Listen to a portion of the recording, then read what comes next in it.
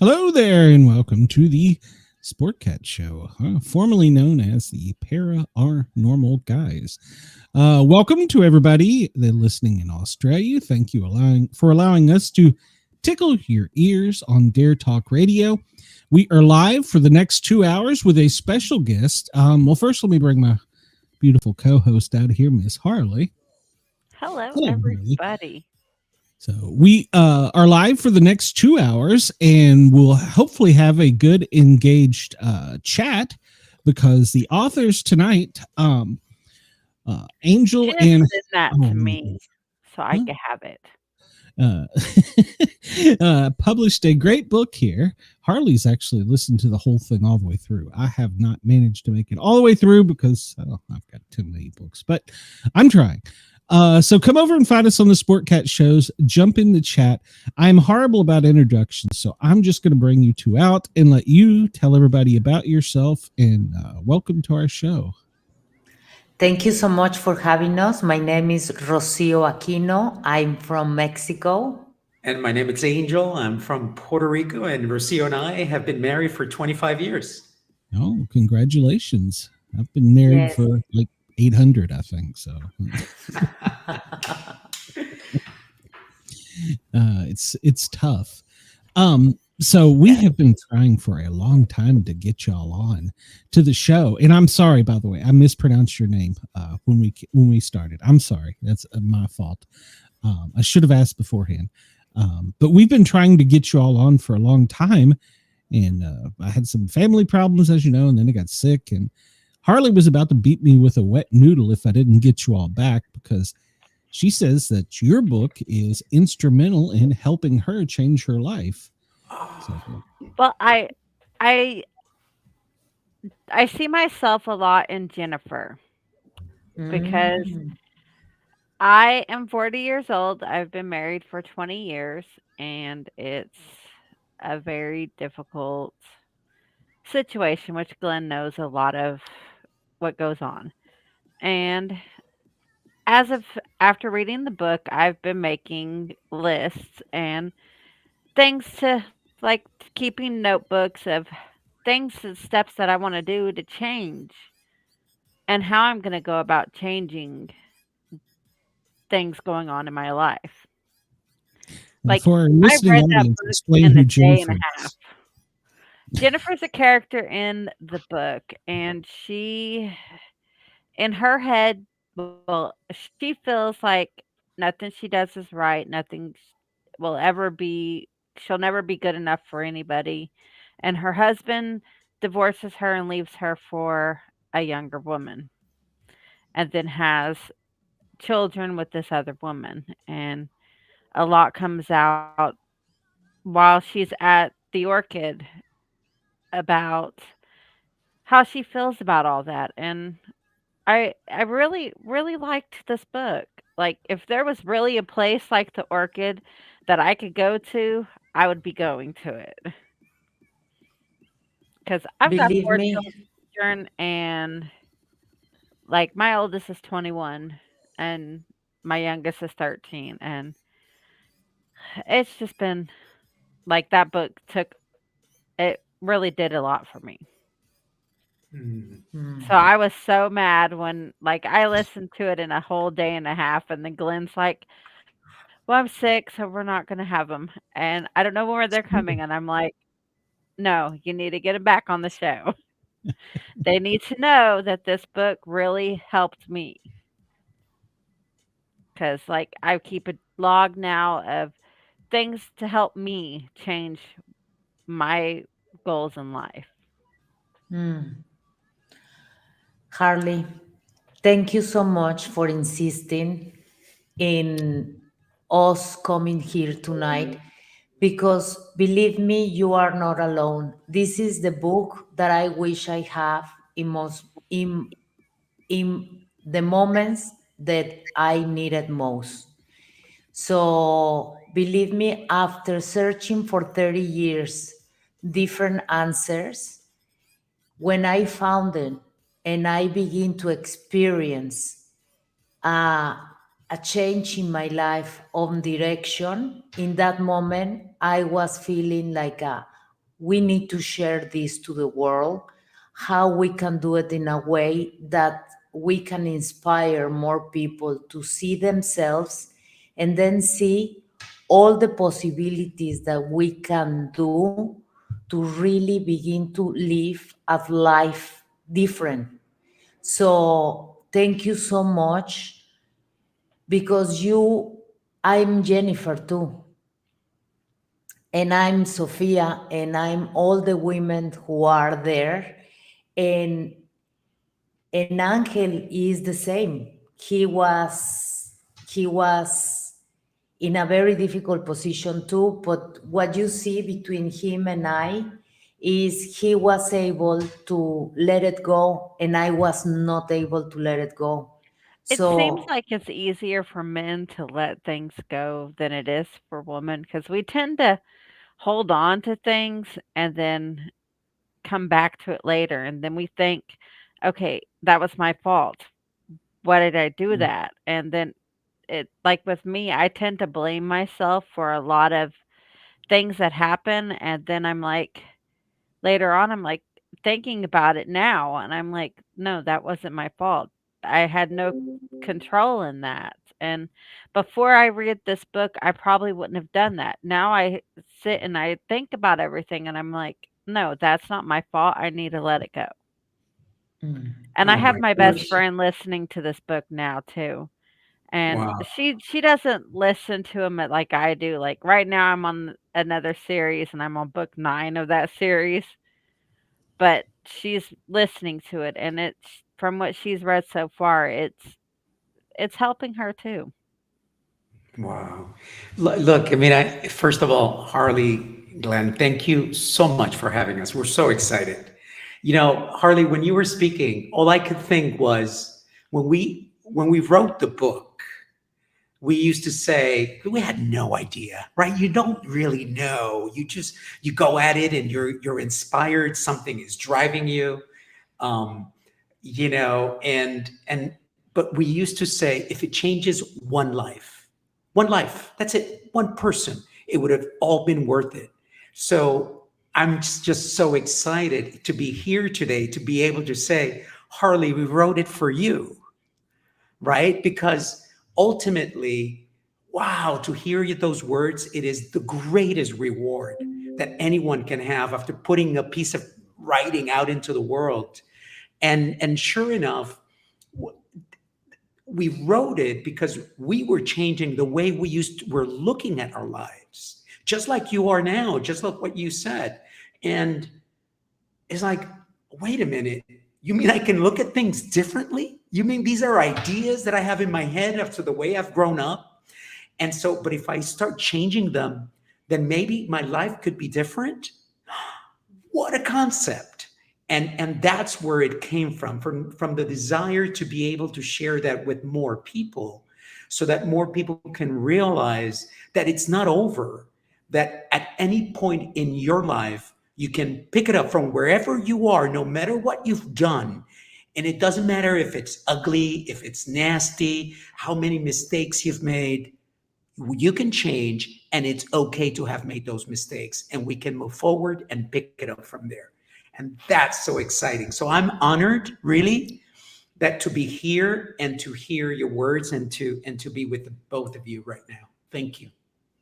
Yeah, I was telling Glenn, like, I see myself in a lot of the characters. Like, I grew up in the South in Oklahoma, where, see, I'm Mm. not exactly, I'm not straight, and most of my family know that, but growing up, I wasn't accepted for that. And because my grandmother was Southern Baptist, and that was not accepted. And so that I see myself in that character. And like, I had, I didn't have the throwing up like your other character, but I had the binge eating.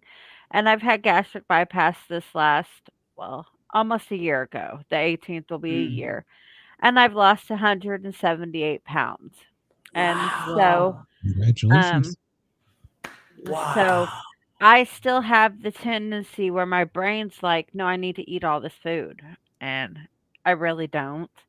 So I've had to rewire my brain. And this book has helped with that on that aspect too, because like now I think, okay, is this, does my body need this food, or is it just my brain saying I need this food when I really don't? Am I bored or am I hungry? And Hmm. so that's helped a lot on that aspect too. And like it's made me question a lot of things in my relationship and my relationship with friends and family and everything else around me. Thank you, Chris. It's just made me question a lot. So, and now it's making me rethink, do I need this person in my life? Are they toxic? Do they need to be in my life? And I've cut off a lot of people because they weren't helping benefit my life. They were dragging me down. And I Wow. my sister, I messaged her earlier today and I'm like, if you haven't read this book, The Orchid, you need to really read it because she's big on like inspirational books and self-help books, and I told her this book will, it's really beneficial and you should really read it. So she's going to be getting it on Kindle today. All right. That's amazing. It's funny. I was thinking too about what you said earlier about how more difficult is for women. I think, it's ingrained in the way we grow up. We don't have boys, we have girls. We have two girls. Well, they're women now, 20 and 17. But, you can observe, right? When a boy falls down the stairs or in the park, what do we say? Get up, keep going. No crying, keep it up, right? And if a girl does it, it's like, oh, baby, come here, mommy, come here to daddy. It's let me pamper you. And so I think those things get built into our psyche, our subconscious. And and that's just one of so many different experiences that drive us to be a certain way.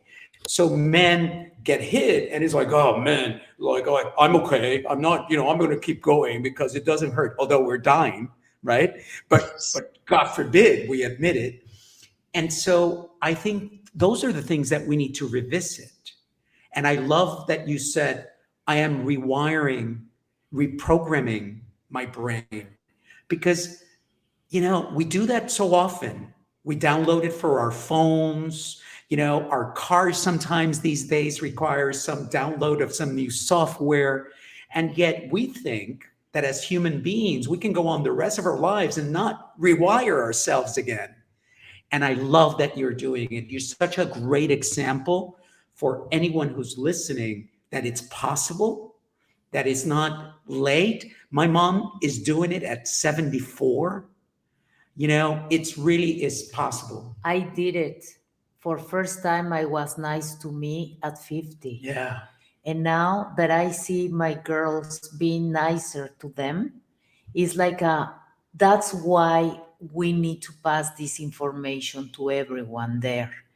For more people to begin to understand that doesn't matter what happened 5 seconds ago, is what we can do from now on.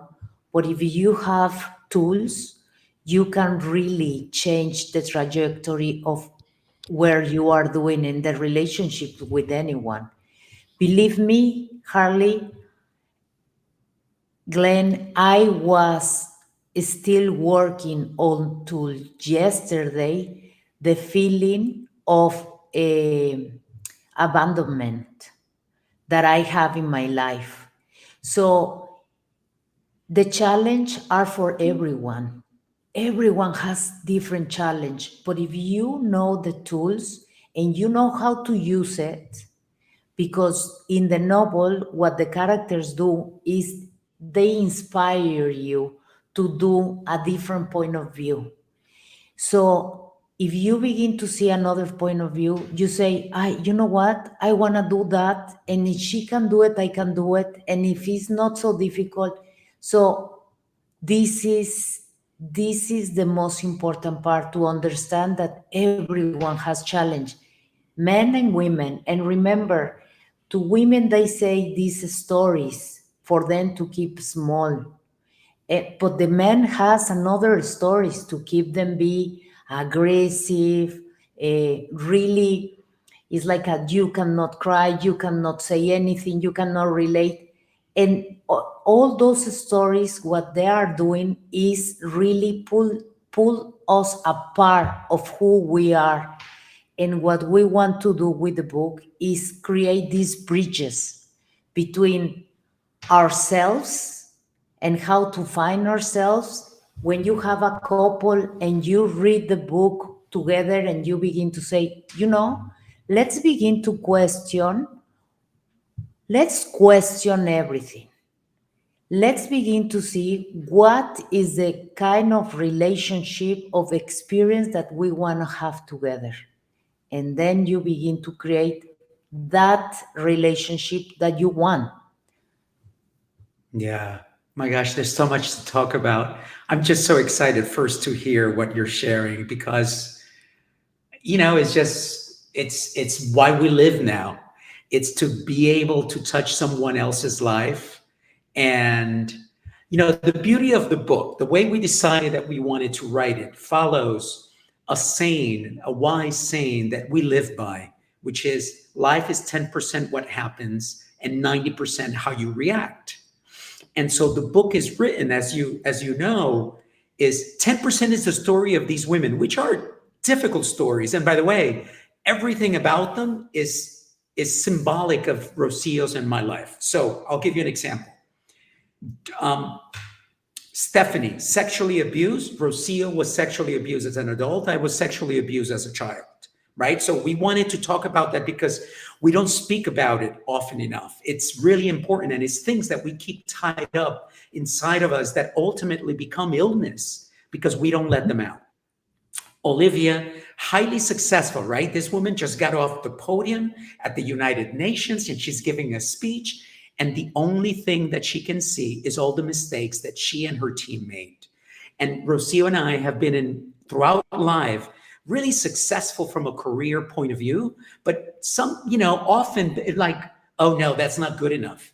Oh, I need this. It's not enough. Society keeps right. telling you that is not enough. It's not enough. Or I'm not good enough. Yes, it's not enough.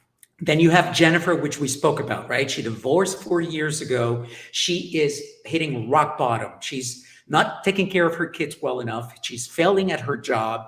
Everything is crumbling apart, and she's unable to love herself. She even talks to herself really poorly, like you fat pig, you cow, all of these things, right?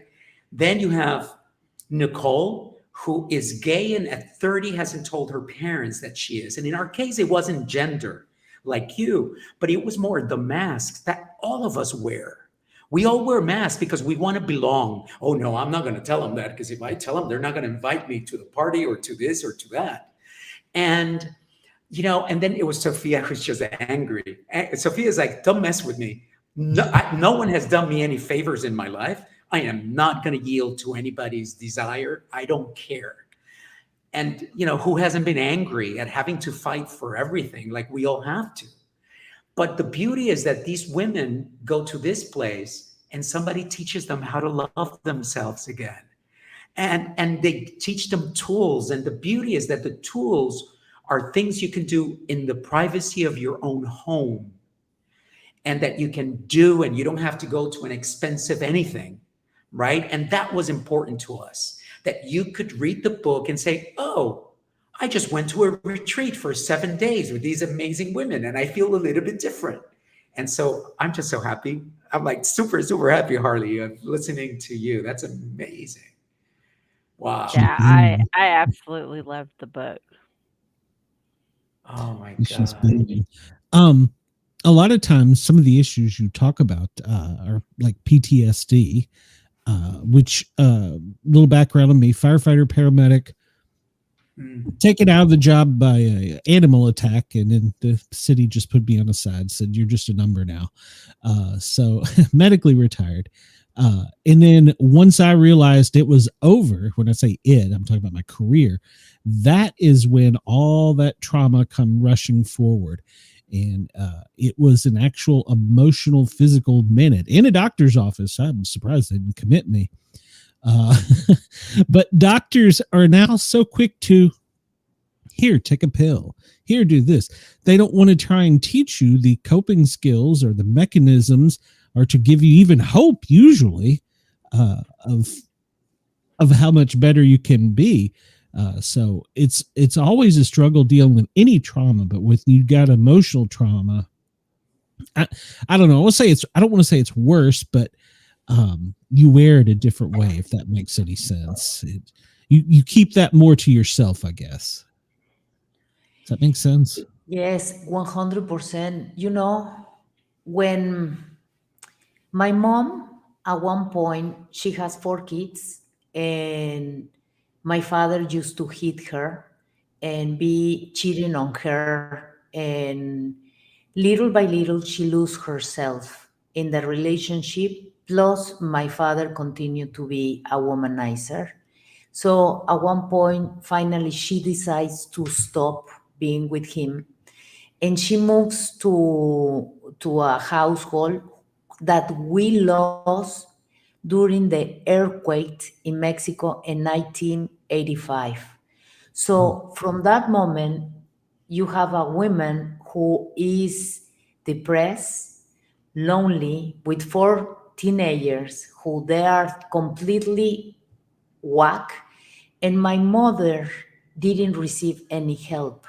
No one knows how to treat somebody with a profound depression, and they don't have any tools around it. This happened 30 years ago. At the end, she died in 1992, and I was 20. For that moment, I have an option. So to leave or to really give up. So I try to give up. I really try. And at that point, for any reason, probably for the reason that we are talking today, I'm alive. So I finally found a way.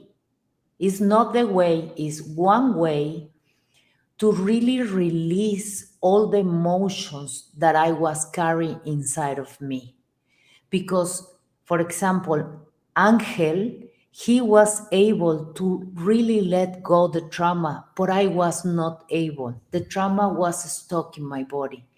And until I begin to really put attention to the feelings when I cannot talk because I was choking for the emotion, I begin to understand that every thought create an emotion. And when you have an emotion inside of you, is your wound.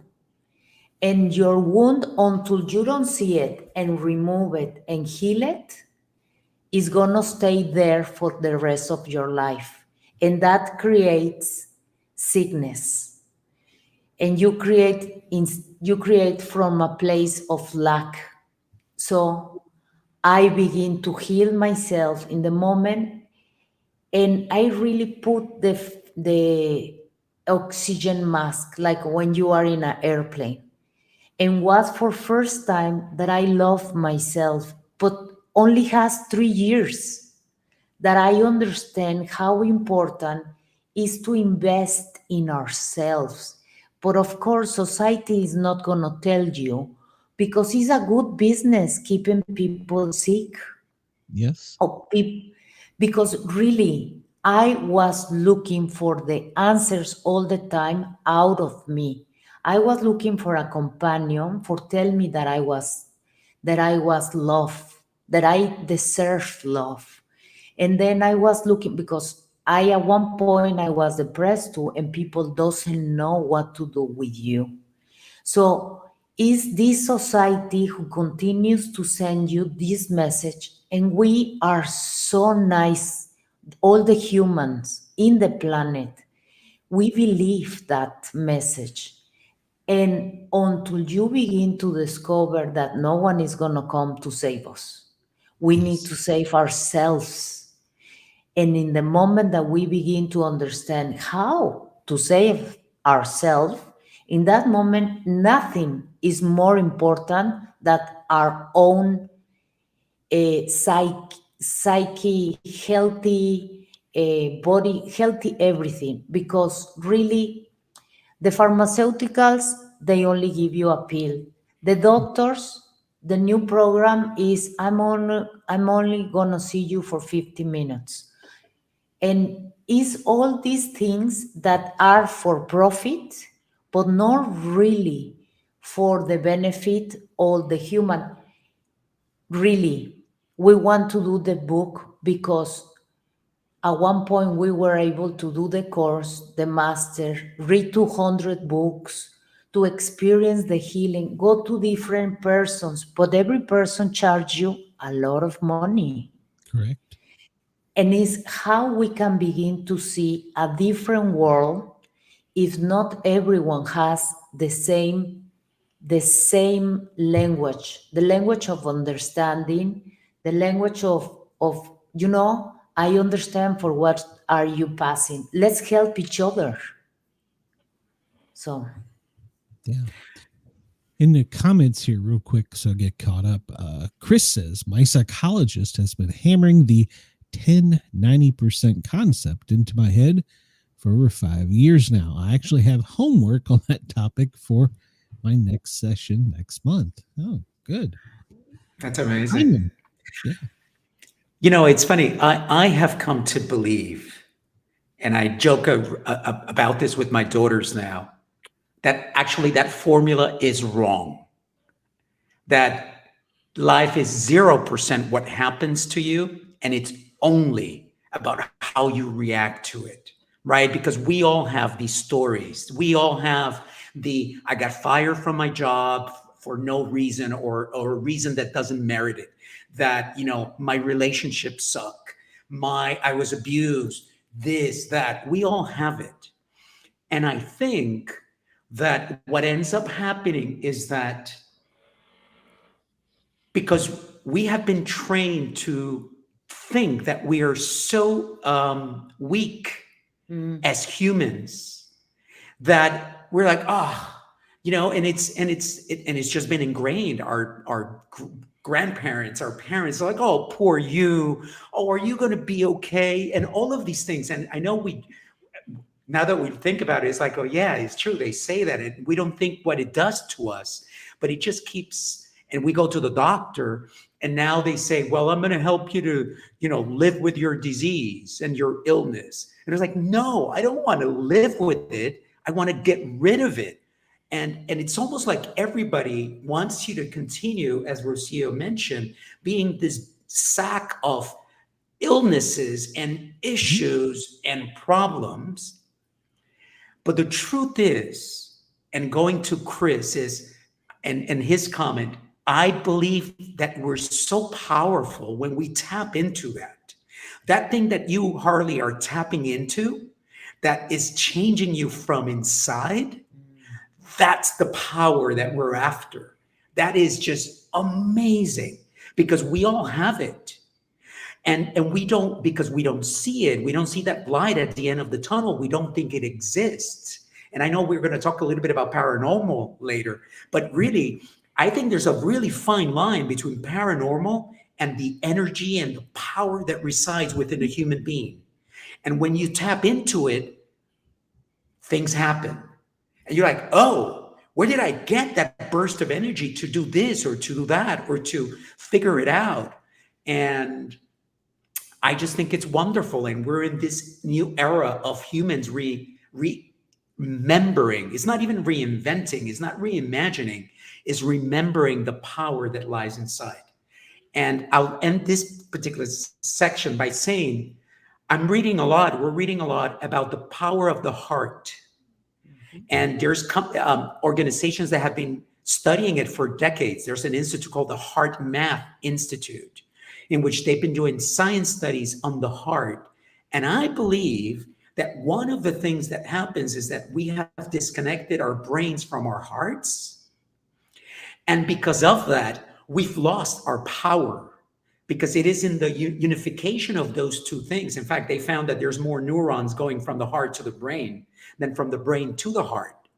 And we've been either misled but at the very least, led to believe that the heart is really just a pump for blood, but it's so much more than that. And when you start connecting with it, right? Because when somebody says, oh, I need to find my strength. If you say, I want to find my strength to do this, and I need to make a decision, people don't say, well, have you decided in your head? No, what you end up saying is, what does your heart say? Mhm. And I think that's ancestral wisdom within us that we haven't forgotten, that the heart is really powerful. And when you tap into it, things begin to happen that sort of unveil the power that is within us. And it's so exciting, so Mhm. exciting, because that's what we're tapping into. And people around me have noticed like I've got more confidence here lately, and like I before this I did not see the change in me. Like I couldn't see, I was still seeing the heavy me, and now I'm starting to see the change that everybody else sees, but I did not see it until now. And now I'm starting to see it, and people around me are seeing the confidence there, and like it, they really see the big difference in me. And how Amazing. do you feel about it? Amazing. What do you like most of it?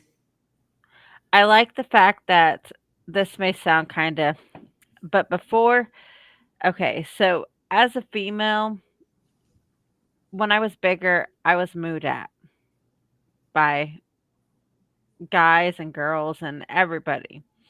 Now I actually notice when people are looking at me in a positive way, and I never noticed that before.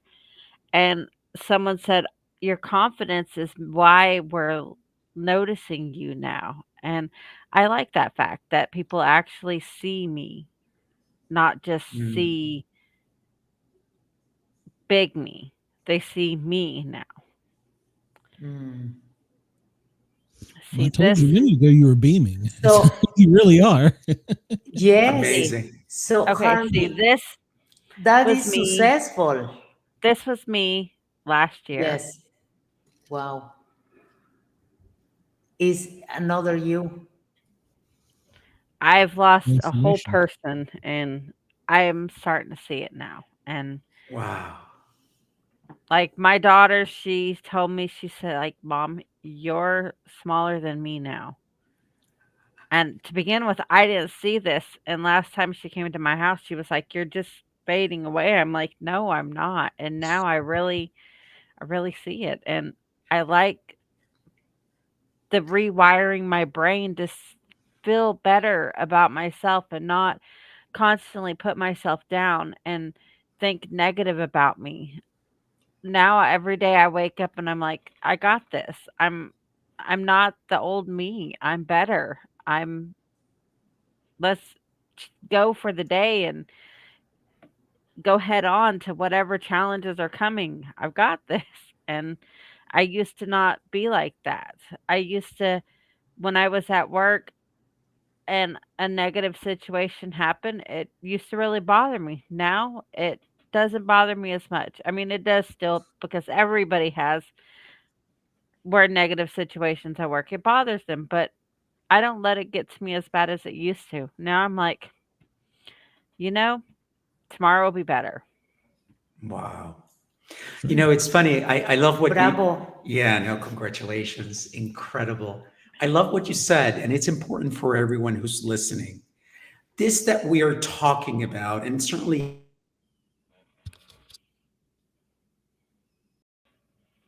No, they broke up. you're down there and you can be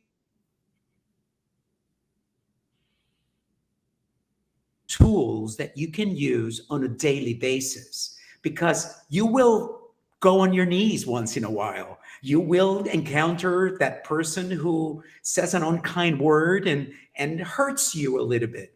But all of a sudden, or you can get up. I get up once in a while, and right, and I tell Rocio, "Oh, something is off today. I'm angry or I'm heavy." Like I can put it now, I can kind of segment it and put it in a corner and say, I don't know what you are, but you are not me. That feeling that I am feeling is not who I am. I've seen who I am. I've seen me happy and I've experienced me happy enough times now to know that that feeling is not who I am. And so if you're able to do that and put it on sort of look at it, then that becomes something you can work with because you say, interesting. Why am I angry? Oh, whatever it is, right? Because we all have different reasons. But all of a sudden, you now are able to confront it. You're able to, whatever. And normally, 9 out of 10 times, you give it love. And what I mean by love is, oh, you'll be okay. It's okay to feel angry about the fact that you didn't get the raise at work. Or it's okay to feel angry about, whatever, or sad about this or that. But don't give it all your energy. Don't be there for 3 months. Give it some time, maybe even put a time limit on it, right? Okay, you have until 6 p.m. today to be sad. And even and start having those conversations with yourself and things begin to change because you start to take control of your emotions, control of all these things that people say, oh, nothing can be controlled. I don't think that anymore. I think Well, we're really see, powerful. with me, see, I walk to and from work. That's my time to decompress. Hmm. My thing is, whatever happens at work, I leave it at work because I don't want to bring that negativity into my house and my children feel that negativity. And like I'll tell them, give me 5 minutes to unwind, and then we'll go from there. And I have a story for you. Okay, so last week this lady came through my job and she was very, very angry. Apparently, this is her words when she came back today. She she had just screamed at me to begin with, like completely screamed at me, cussed me out, called me a liar, and it was really horrible situation. I handled this very calmly and I was like, I am very sorry that you feel this way and I hope whatever is bothering you, you could let it go and have a very good day.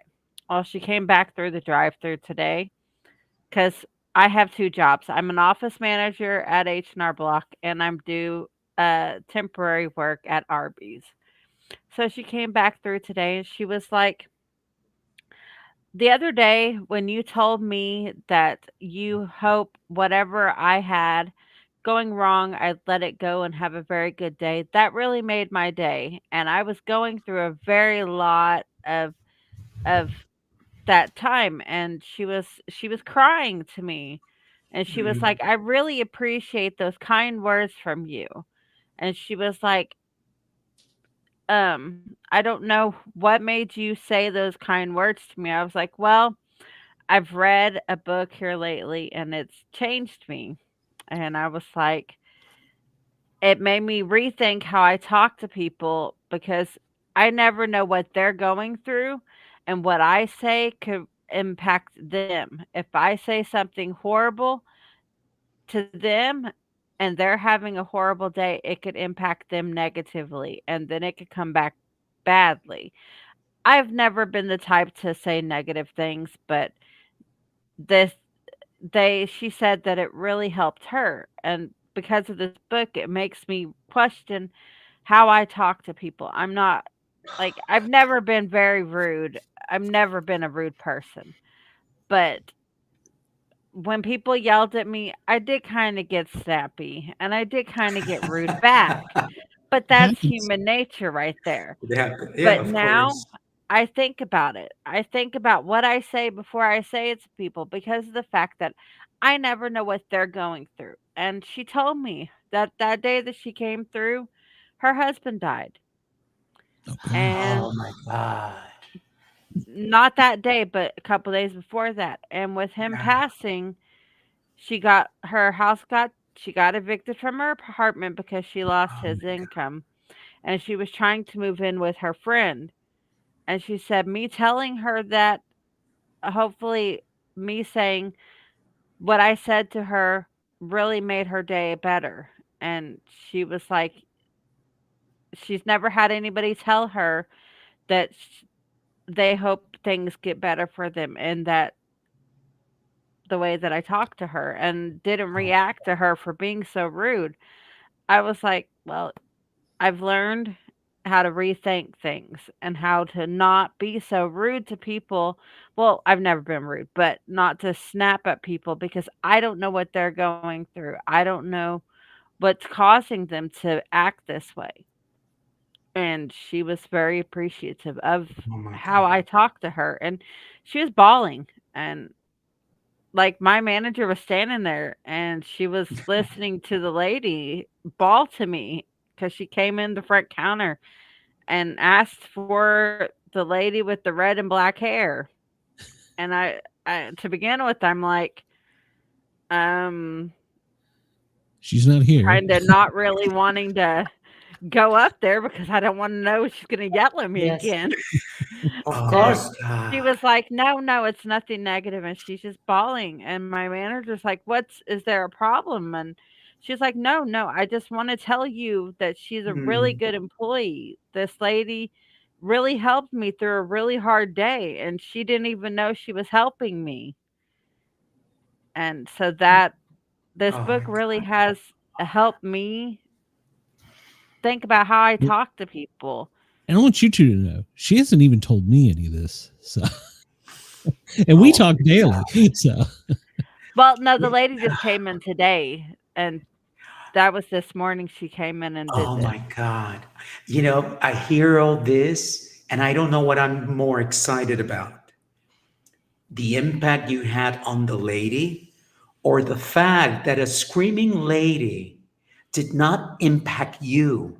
That which means of the incredible healing that is taking place inside of you to be where you are and be able to look, what you remind me, and we use this as an example, the movie Matrix, because we say that the movie Matrix, right? It's all about when he puts his hands up and the bullets can touch him. Put it here. The bullets can't touch him because he is more powerful than the bullets, than the Matrix. That's what you did. You put your Mhm. energy up and you didn't let unkind words, anger reach you. And not only that, you were able to turn it around and impact somebody's life. Because imagine what could have happened if you had snapped on that lady. Maybe she goes and, I don't know, has an accident because she gets so angry. It doesn't matter, right? It didn't happen. Congratulations, and really amazing for the lady. But Harley, go like this and like take a victory lap Yes. I mean, because that's incredible. it's the book has really helped me because I have a very difficult boss. Very, very difficult. Like she's been transferred to 4 different locations because of how difficult she is. This is her 4th store she's been at. They can't keep employees because of her. And like it going to work, I when I'd see her car before the reading this, I would just dread going in there. Now I'm like, you know, she's going to be how she's going to be, and there's nothing I can do to help it. And I'm just going to let her do her thing, and I'm going to do mine and not let her mood affect me, because how she acts is not going to make me angry or bring me down. Like my supervisor, his supervisor comes through and does secret shops, and we have this annoying little thing we have to say.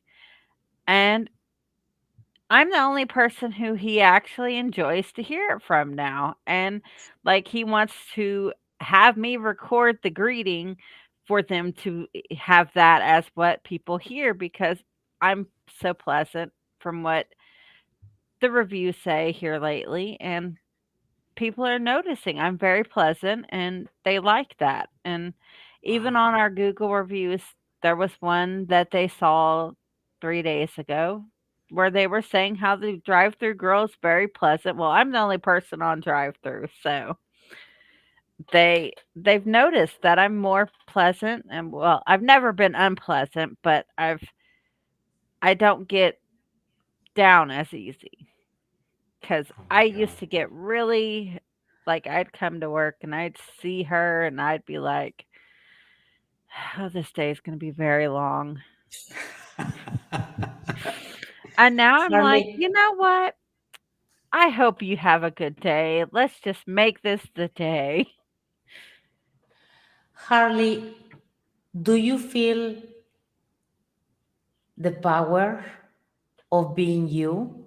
Yes, I'm excited to go back to my job, that because I work at H&R Block with the, like, I'm the office manager, and I work with a bunch of little old ladies, and I love my little old ladies to death. I've worked with these little old ladies for, this is my 4th or 5th year with them. It's the same woman, and I'm excited to go back and spread positivity to them, because I have one. She's a cranky little old lady. She really is, and I love her to death, but she's cranky. But she's very popular with our clientele. They love her even though she's very cranky.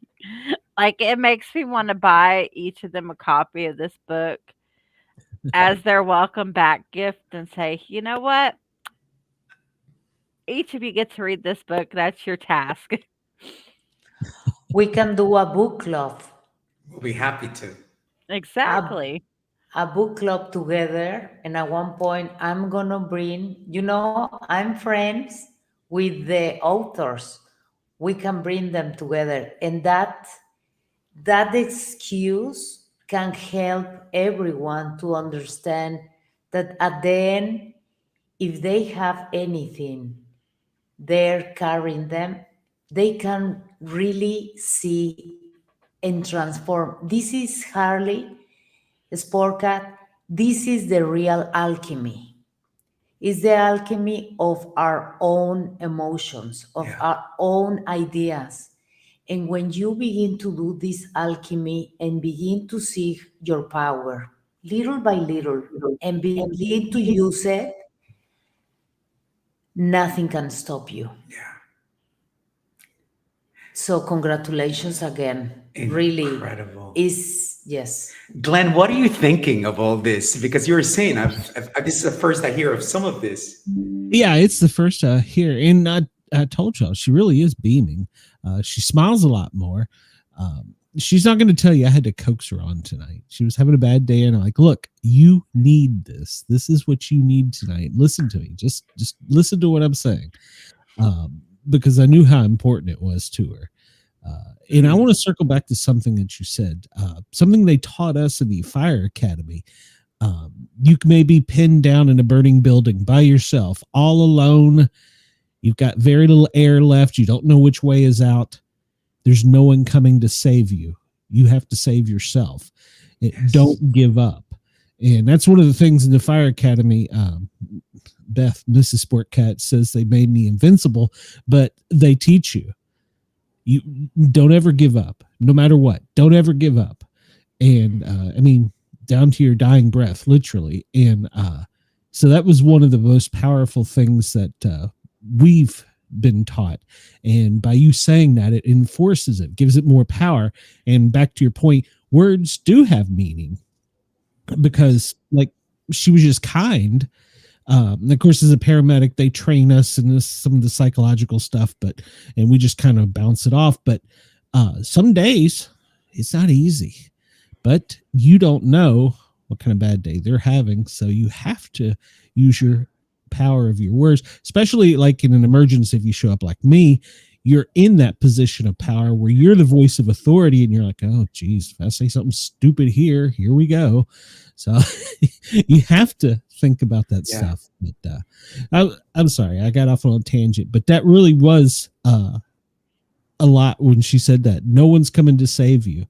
It's so true in almost any situation in life. You've got to save yourself, and you have the energy to do it yourself. You may not realize it, but tap in there, dig in the gut, the heart, whatever it is, pull it out. Let's get through this together. So yeah. And Yeah, that by the that way, connection. Go ahead, please. no, I was just gonna say, she really Harley, she really was having a bad day, and I told her, I said, no, you're gonna do this. So and now she's smiling, look at her. So I love Yes, it. I had family issues before this show. And see, a little backstory. My husband is he's got mental health issues. He's a disabled veteran and Mm, he has breast cancer. Mm. So his mental health issues doesn't always make him the very pleasant person to be around because he's mhm. bipolar and he flips moods and yells a lot. And so it was a bad day for him. So it became a bad day for me. Of course. And so I was like, I don't know if this is going to be a good day. And then he's like, no, you need to. You need this today. And so things are better now. Mm. Thank you for Told you. sharing I that. mean, and see, I'm autistic. And so with me, I really have had to rewire my brain here lately because normally I don't stop and think before I say, because that's one thing with autism. You don't have that filter to where you know, maybe I shouldn't say this. You just kind of Hmm. let whatever's in your brain come right out and you don't really think, well, maybe that's not the proper thing to say because, and now I really think before I say whatever's on my brain. Now I'm like, okay, let's not say that. Let's reword it to where it's not that harsh. Because I can't be very harsh because, well, I was raised down south with a lot of very brute men. I Mm. was the only girl. So, yeah, a lot of brute southern men who were rednecks, and that's how they talked. So now You I've just said it like yeah, it had to be said.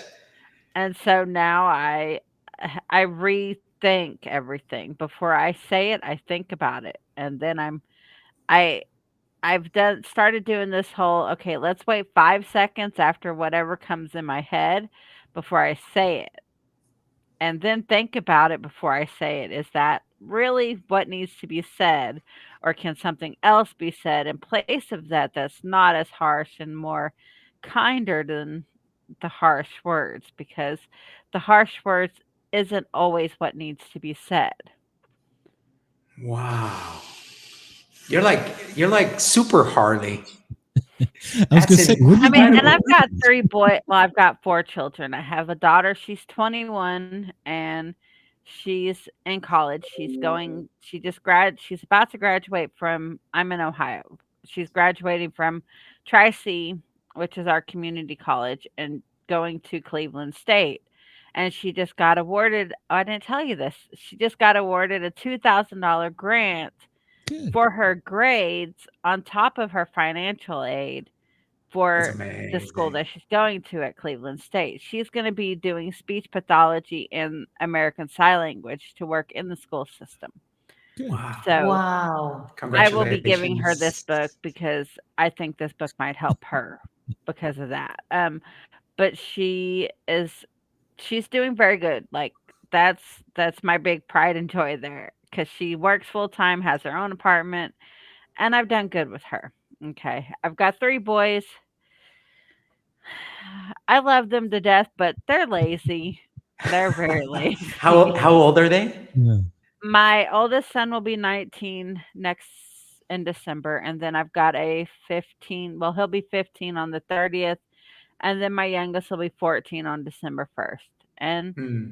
they're all lazy, but they're autistic and like they're not as driven as my daughter is. And like I see with them, we were harder on her than we have been on them. And Hmm. it's not so much me as it is my husband because I've treated them all the same thing. I've set the same expectation for all of them. I've told them emotions, you have them, share them, don't hold them back, be who you are. And that's how I've raised all my kids. And they're not as driven as her.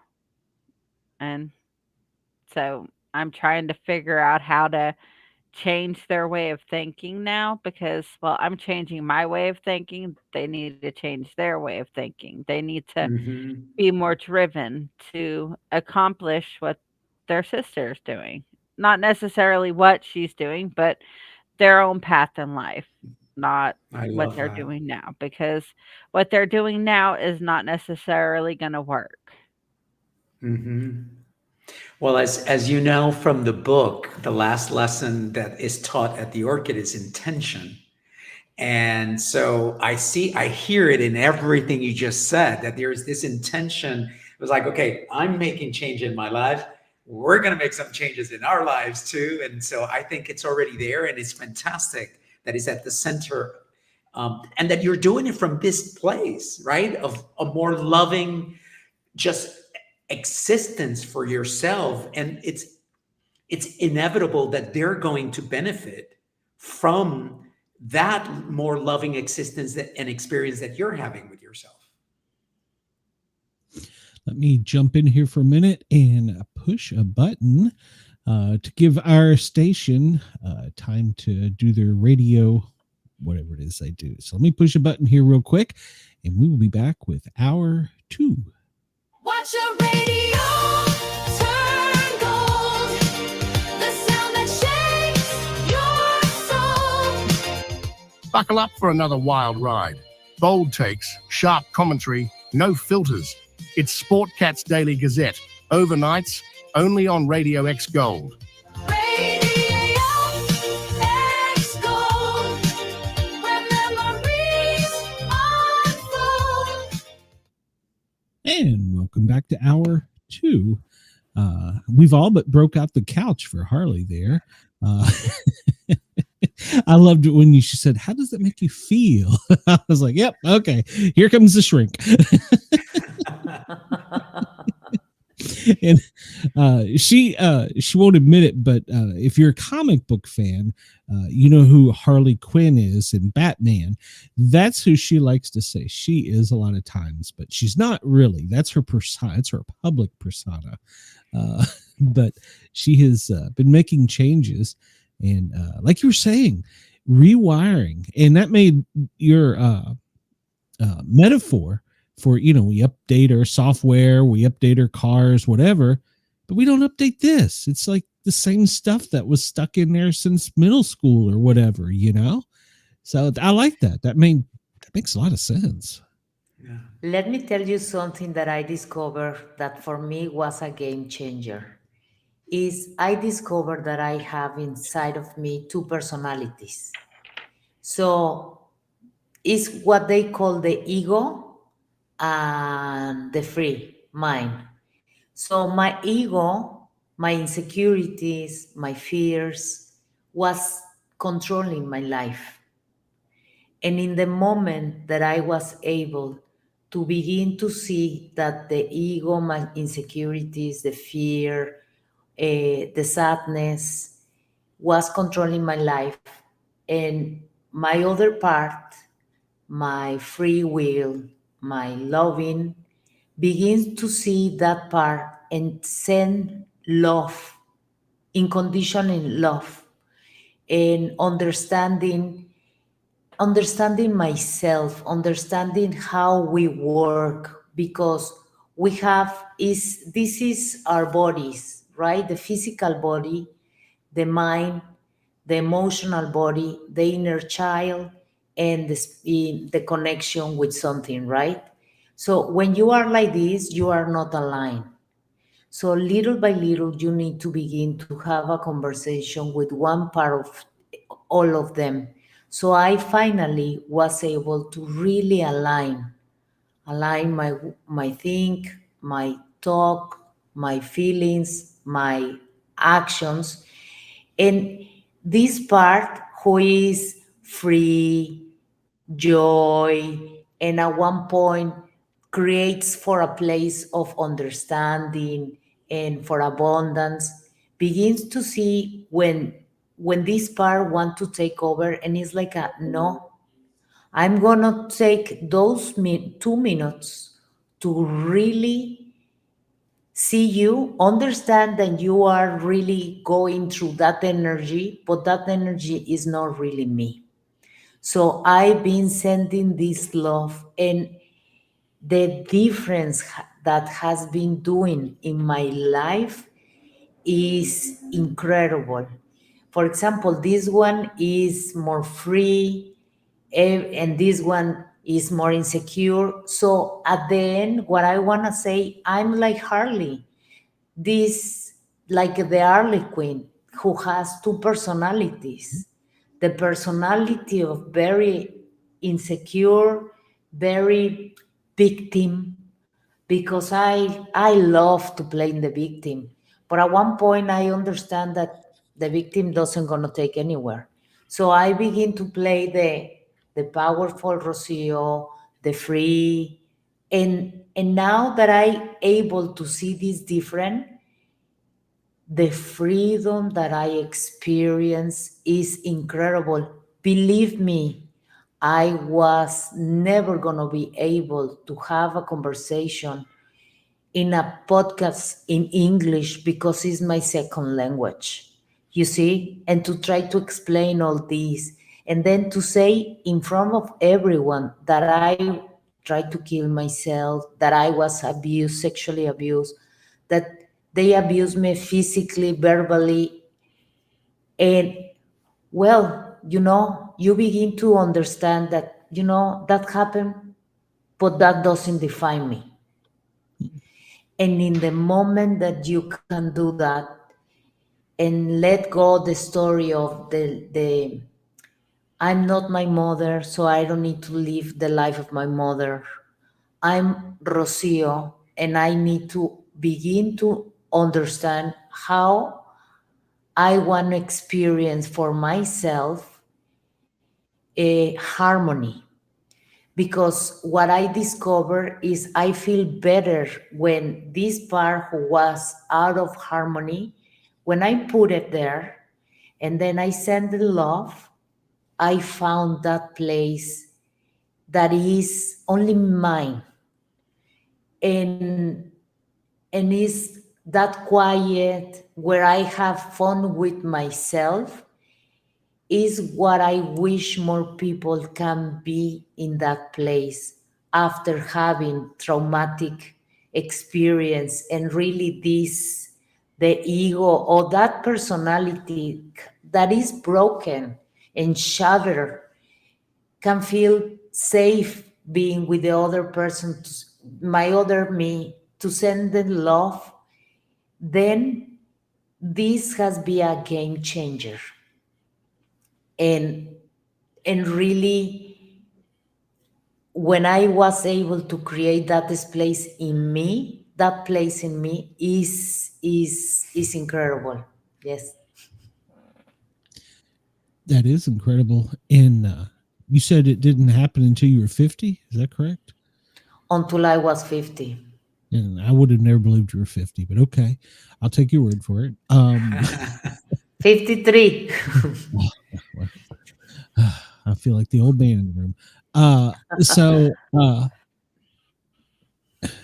I guess my question is, if you're somebody's listening right now and they can't call in or join the chat or whatever, and they're feeling like this is it, this is they're done, their day is done, they're gonna self-inflict harm, uh Mm. what powerful words could you have for them?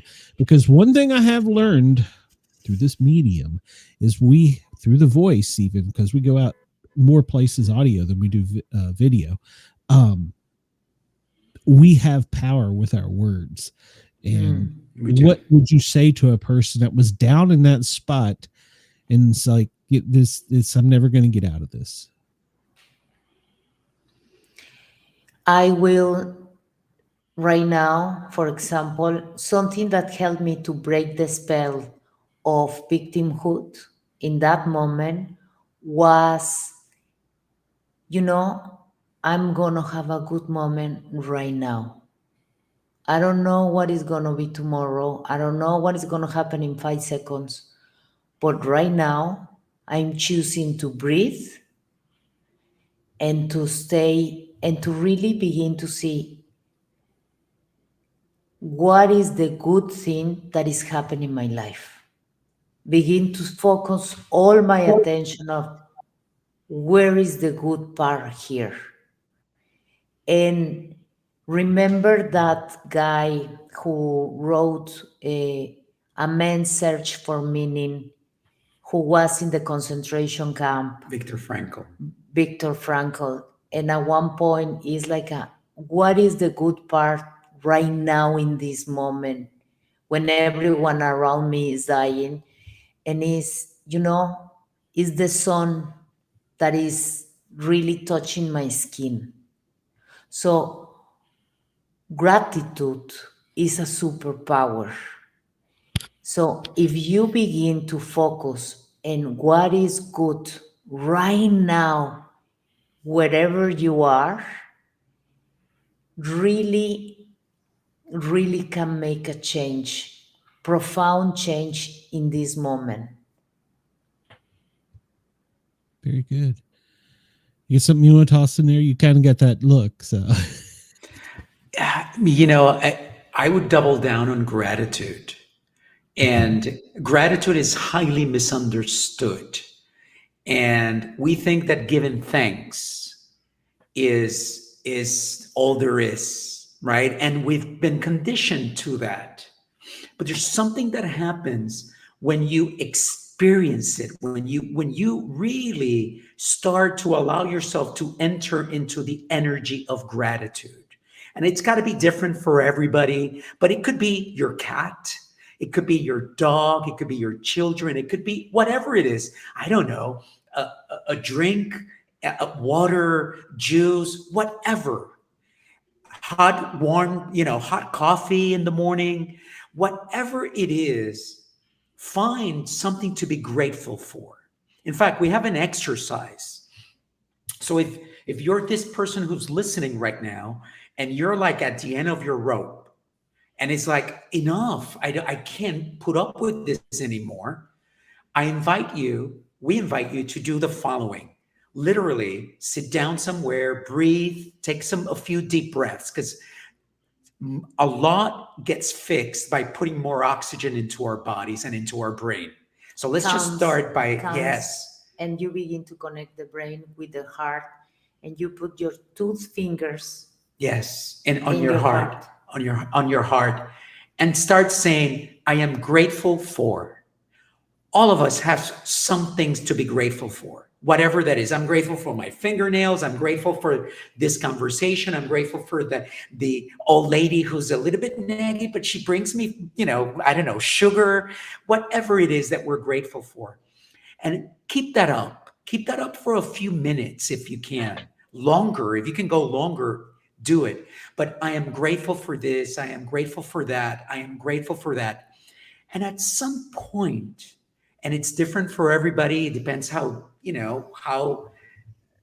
challenging is the situation in front of you. But at some point, you hear like a Yes. shifting of energy, a shifting because gratefulness, it's so powerful that it starts expanding inside of you. And as it expands, it pushes that old feeling, that other feeling away and out. So focus on gratitude, but focus it like really almost scientifically. This is the pill, the magic pill that the doctor recommended. Imagine that gratitude is that. I'm going to take this pill and I'm going to practice it for the next 3 to 5 minutes. I am grateful for, and I promise you, you will start feeling a slight change that all of a sudden it makes you feel a little bit different. And if that's the case, then try doing it twice a day, 3 times a day, for a few minutes at a time, and experience that. And allow yourself the space to go a little bit longer each time. It can start with 30 seconds, it could go for a minute, maybe 3 minutes, 5 minutes, and maybe you'll find yourself at some point doing it for 7 to 10 or 15 minutes. It will change your life. And this is not something you have to pay anybody for. You don't have to do it. You can do it in the privacy of whatever space you find yourself in. All you have to do is close your eyes and imagine. And if you can say it out loud, great. But if not, imagine it in your head, the words, and it will make a difference. It does. It does. And I like the way you say it. It makes it swell up and push the others out. So push that other feeling out. Yeah. Good. Good. I like that. Because you never know. I do a radio show, and somebody sent a message to the station and said, just listening to him be stupid for 2 hours, this guy, helped me get through the night. And I said, well, good. Tell him to listen to another 2 hours because I'll be just as stupid next time. So Yeah, you never know what people are going through in Yeah. life. Like, okay, so last month, last month on, was it the 12th or the 13th? The 12th. I had to think back. I went out of town for my birthday, and I was wearing this hoodie that on the back of it said, "Dear person behind me, you are worth it. You deserve to be here." And had like the semicolon on it, and it said, "Make every day worth it." And it had a whole big thing on it. And the lady behind me, and I didn't realize, well, I knew I put the hoodie on that morning, but my brain was elsewhere, and it was my plane was delayed, and Glenn already knows I was having a bad day at the airport because my plane was big time delayed.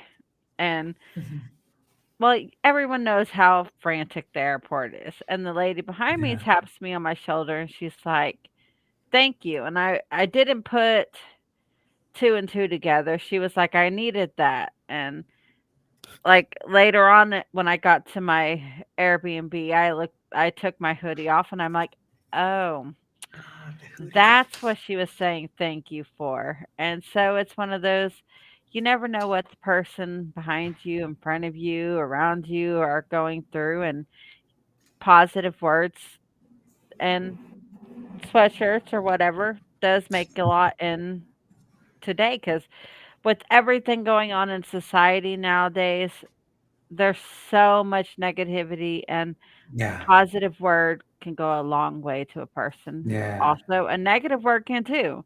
Negative Yes. word can go a very long, bad way for all we know. Because, like, You, after rethinking my brain, retraining my brain to think, I always think now, is this negative word that's in my head going to make this person have a really bad day? Wow. Is it going to make them go and pass that negativity onto somebody else? Because it's a string of events. One negative word could make 4 or 5 different negative things happen, because Right. I say this synergy. negative thing to this person and this person, you never know what it's going to lead to, because for all we know, by the end of that negative string, it's going to lead to somebody doing something horrible. That's right. Yeah. Yeah. So There's if we energy say to that. It's positive things, improving. it could lead to positive impacts and change somebody's day down that line. Like I was always told growing up, a smile could go a long way. And it, as an adult, I see that. Like I've seen negative people, like people come through and they be very angry, and I'll smile at them and be positive. And here lately, I've noticed more their mood changes right then and Yeah. there. And people need that. They really do. Yeah. And with today's society and with all the struggles and hardship, it changes a lot. Yes. Like me, okay, we're on fixed income, and yesterday was Veterans Day. And so this little guy who was a veteran, he had his hat on. I paid for his breakfast, well, his lunch that day because, well, it's Hmm. Veterans Day. My husband's a veteran. Why not do something positive for someone else? Oh, And beautiful. the little old man just came in to get his free sandwich, but I bought him lunch for the day. That was all he had that day to eat was what I bought him and his free sandwich. He said he didn't know where he was going to get his dinner from because his benefits got cut off because of the government shutdown. He hadn't received his money this month, so he didn't know where Mm. he was going to get his dinner from. And me buying his lunch for him, that made him, it really, he was emotional about it because he didn't know where he Of was going to get his course. dinner. He was going around to all the places that give veterans free things to try to get food for a couple days. Yeah. And most veterans yesterday, that's what they were doing because of the fact that they Yeah. don't know where they're, like, how long the shutdowns ended, and for Right. not, it's ended, but it hasn't ended. They still haven't got their benefits for this month. And some of the veterans, that's how they feed themselves is through the SNAP benefits and Mhm. their disability checks and Social Security. And veterans don't get very much benefits. I know from experience. They Right. don't really get much, and the Social Security, they don't get much either. So after they paid their bills, the SNAP benefits is how they survive, and that really helped him. Hopefully And that's he, all so ended about one 15 caught minutes ago. So, one positive thing helped one person feel positive about themselves that day. Harley, I'm amazed of the amount of people that you are touching. Yes. When you tell me, Glenn, about a psychic experience, right now I'm seeing Harley, how all her interactions has been from a positive way, and how that is really having a psychic action real for different people and different moments. You see, she's affecting her family, her first herself, her family, the co-workers, the boss, people who they don't know, and they feel moved, so moved that they want to come back to say thank you. yes. Thank you because you did my day. So when people ask me, do you have psychic experience? I can tell you yes. But I see what Harley is doing like a miracles. Is what I I agree. call is what I call, oh my God, that's a miracle. How one person is touching so many lives because she understands her power. Wow. And is intentional about it. Yeah, it's pretty special. In fact, when we went to commercials and we went on mute, we said to each other, today's miracle, meeting you guys. Why? Because now we look for them. We look for the magic that's taking place in our lives. Every day. Every day something happens, whether it's conversations like this one, or I kid you not, we say, oh my gosh, what do you think about? And all of a sudden the phone will ring, because it's almost like once you're connected in that energy, right? You really start to impact things around you, which is not unlike the whole gratitude exercise that we spoke about a few minutes ago. It's just, it starts to change. And that's, I believe, in many ways, is when we start breaking out of our physical realm that we're so used to, and we enter into an energetic realm Mhm. that we've called paranormal or psychic or until now, because we're really so into our physical world that we don't see that beyond us, but it's all around us. And certainly is it's beautiful to watch, and it's possible for everybody. It's just not something just that Harley is experiencing. We all can experience that. And And Glenn, when you are doing your jokes, yes, and people are listening to you and they laugh and it's like a help me to go lighter. yeah, All that is so beneficial really for everyone, that really I'm a comedian in the closet. I want to go out one day, but true. really is because through laugh more people can heal, and it's less laugh together of the stupidity and all the suffering that we are carrying every day, to really laugh about how serious we take life and how serious, and all this is so intense. Like, no, let's chill, let's let's have fun, let's enjoy this ride, this journey, because it's tiny. Life is very short, so let's have fun together. So I love that we can laugh together. Yeah, You only have one life to live, Mhm. so live it to the fullest. That's live it right. to the fullest. I got when I was a brand new, I was an EMT at the time. They used to make us go in for psychological evaluations every few months. I don't know, to make sure we were okay. You're not okay if you're in emergency services. It's true. Right. You're just not. And so I was having a day, and I was like, I'm being pulled into this damn office. We got to tell this guy what we feel. And he says, so you're pretty new. I said, yeah. He says, well, tell me about your job. And I said, well, that's pretty simple. I said, we intermingle in people's nightmares daily for fun. Yeah, that got me a week off. So I could go talk to the guy and sit on the couch. I was like, what the hell is Send this that? guy home Yeah. immediately. There's something wrong with this guy. So yeah, I got called back in for reinforcement counseling to make sure I was okay. But I was like, look, you go in and you see these things, you can't unsee them. I mean, there's no way to unsee some of the things you're seeing, and you can't let them carry you. And I took later in my career, I took it's called a critical incident stress management class, where you learn to deal with the incident and tuck it away nice and neatly. And I think you earlier said something about putting it in a box.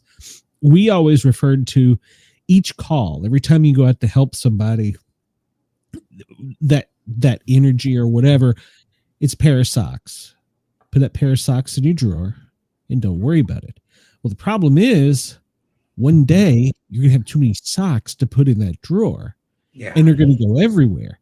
So that's when you have to take the time and unpack and unravel everything, rather than wait till that acute time. Like you were saying earlier, we're the guy, nothing affects us, blah, blah, blah. That was me. Unpack it and take care of yourself, take care of the issues, and try and move on. And don't give that sock energy. But it's hard, especially in emergency services, because you see so much stuff. So it's hard, and you do have to time to tuck it away. One thing you were talking about earlier, talking about emotional brings physical. I didn't notice this while I was on duty. We do 24 hours on and 48 hours off. For 24 How long were hours, you in duty? How long were you in duty for? 24 hours. Yeah. No, but how many years? How many years? Oh God, 30 some years. Wow. A lifetime. Um, so I would notice I come, and we used to, she was talking about this earlier, when you walk home, we used to always try and say, drive home, but leave everything behind. And a lot of us picked up the habit of wherever we worked was an hour away. So we could decompress before we get there and decompress on the way home. And I never noticed this until after it was all done with. Besides for the physical exhaustion the first day, because some days you're up for 24 hours, the sickness. And your body is pushing it out, whether it's the dreams, the diarrhea, upset stomach, irritability. Your body is pushing out everything it absorbed.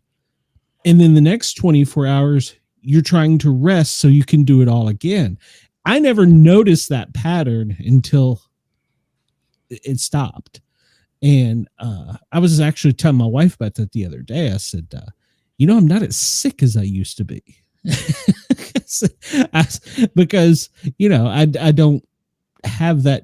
I mean, there's still negative energy around, but I don't have that acute negative energy around. And I still process things, the dreams, but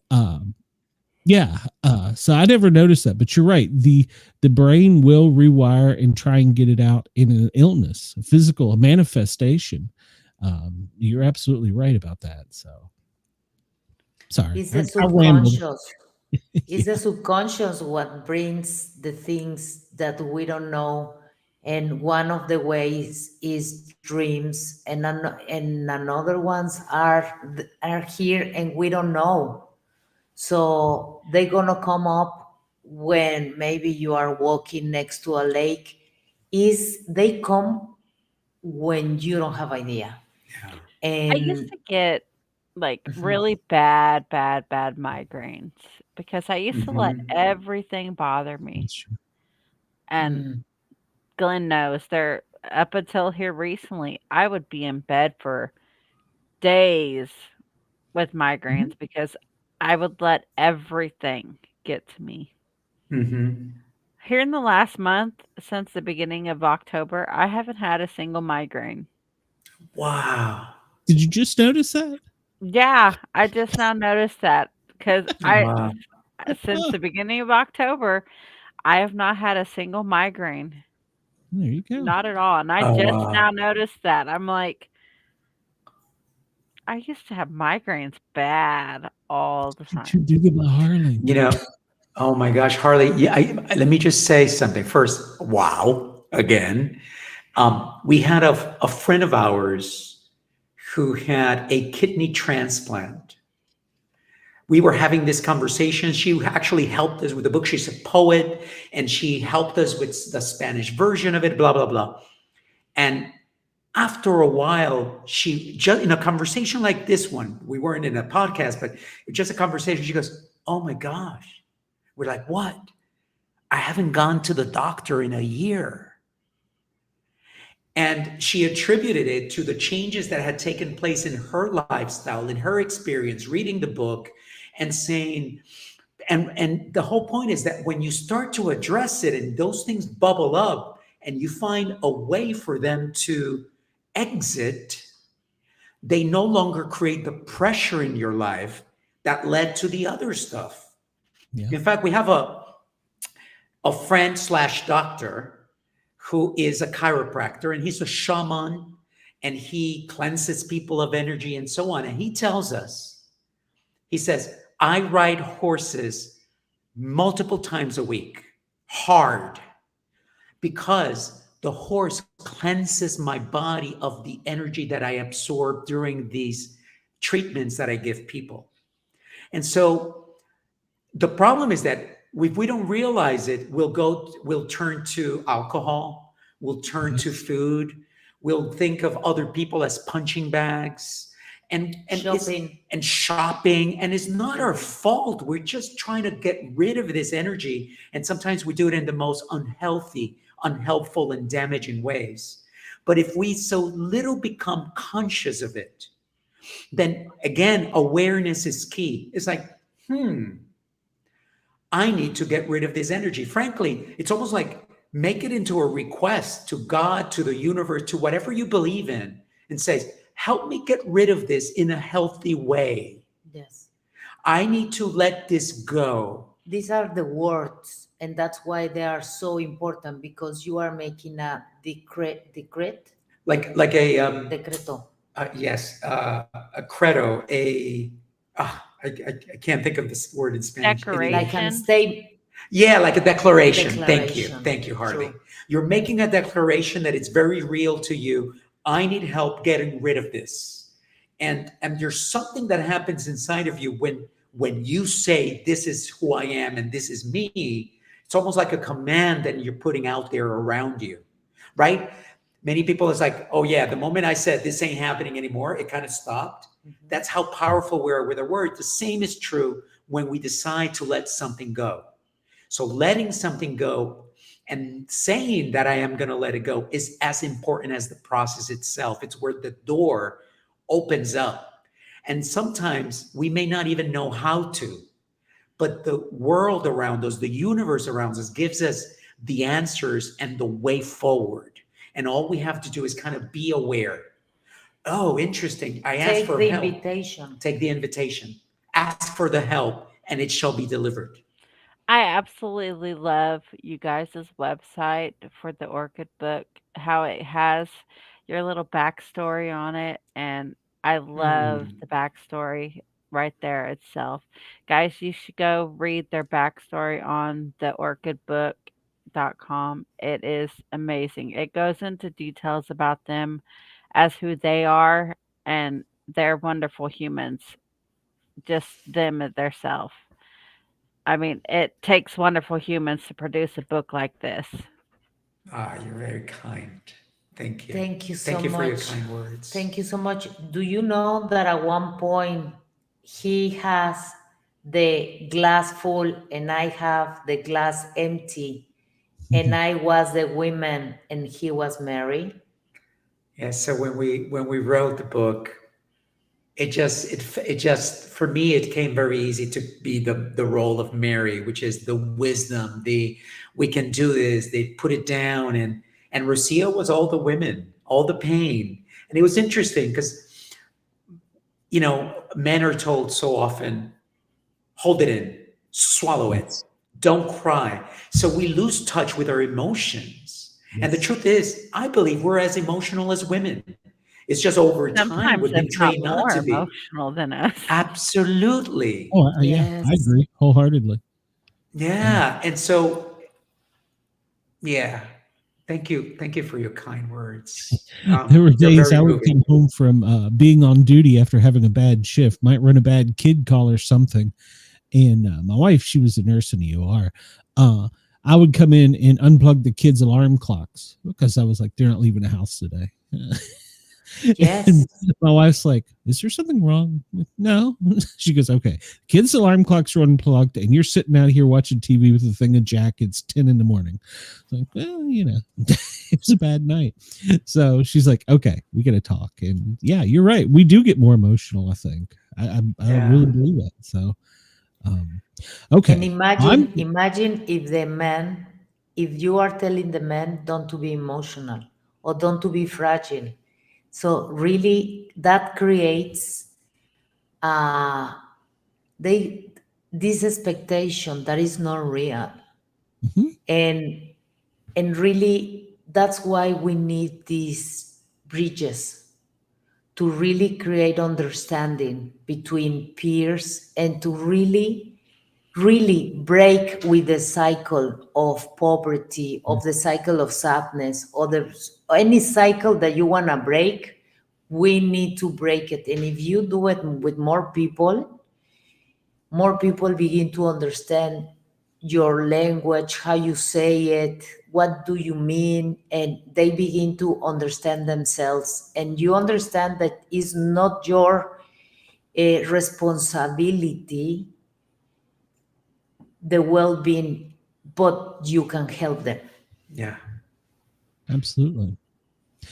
All right, I'm going to change this up a little bit.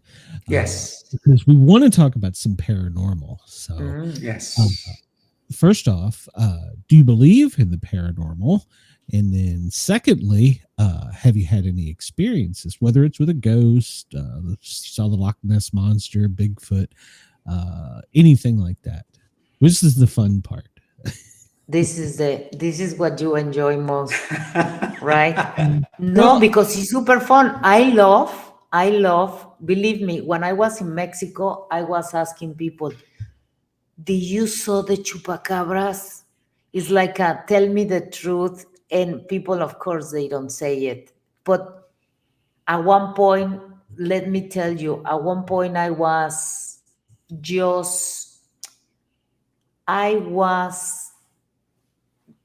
tell them how we met. So, look, I mean, obviously, paranormal has a range, right? And unfortunately, well, not unfortunately, I'm okay not having it, but I've never had an encounter with, you know, a ghost, for example. And they've been sending us message. But throughout our lives, even before we became as aware as we are now. So go back to we've been together 25 years, but before, right? There was this lady in Spain that a friend of mine, his family would visit, and they called him the witch. And she was the witch because she could read tarot, and she grew up and she at 16 she took a tarot deck and started writing on it, and this was the cards that she would read cards with for the rest of her life. And I met with her in Spain way before I met Rocio. And she goes, that woman you're with, that's not her. The woman you're going to be with changes colors of hairs many times. I'm like, oh, okay. So whatever, right? Fast forward a year, and then we start dating. Or no, we kiss. We kissed for the first time. For the first time. The first thing that happened is her mom showed up to her. My mom passed away many years ago. Like a decade before. No, 20 years before. I don't know, many years. Yeah. Many years. So at one point, my mom, after the kiss, she used to communicate with me, okay? But at one point, I'm in a pyramid in Mexico, and after the first kiss, the next day, and I sit down like a meditate, and I feel like a blow of wind, and it's the image of my mother saying, "Is him? You found him." And it's like, what? Are you sure? Are you sure it's this one? Because I don't want to kiss more frogs. And it's like, is this one? I don't want And to kiss it's- more frogs. Oof. And that was for my part, and for And you. then about 6 months later, my friend comes to Mexico, and I say, hey, how's the witch? Because she was like a friend of the family by now. He goes, oh, I forgot to tell you. She tells me you found her. So all of a sudden, that was kind of our first real, like really solid, right? Proof of something beyond that we just. That was sending a message like, okay, now you found him. Okay, you believe. And all these little crumbs that has been the paranormal drops on us to make us really believe that something out there is beyond my understanding. I'll give you another. So that's one, and that's kind of on the lighter side. Let's go a step heavier than that. So we went on a holiday here on the west coast of California. Our daughters were, I don't know where, traveling,